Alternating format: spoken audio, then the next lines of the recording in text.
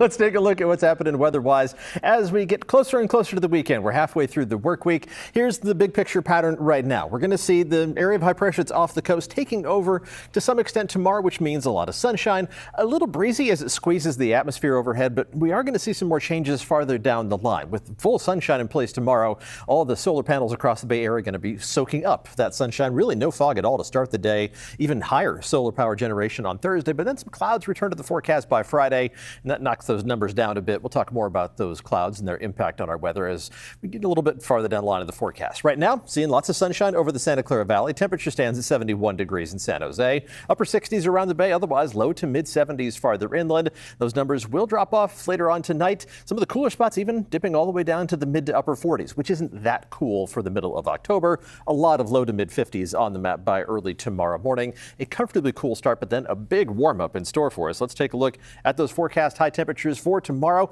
reaching up to around 80 degrees in San Jose, also just above 80 in Los Gatos and 80 degrees exactly in Morgan Hill. Temperatures inland in the East Bay mostly topping out in the low 80s with upper 70s for Fremont, right at 80 degrees in Redwood City.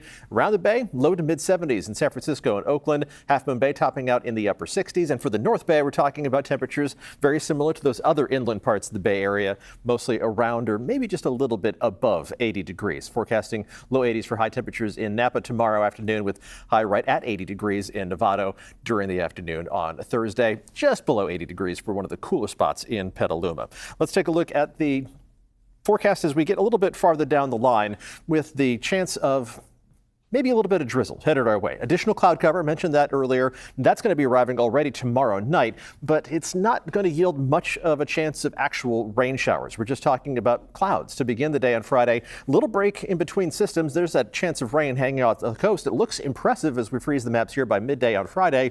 Watch what happens to it. It just kind of falls apart as it tries to move in. So there's a chance of a couple sprinkles, maybe a little bit of drizzle for the North Bay on Friday, and still a chance for a little bit of drizzle as we head into the first half of the weekend, primarily north of the Golden Gate and along the coast. We'll freeze the maps at 9:30 Saturday morning and a fair amount of cloud cover over much of the Bay Area.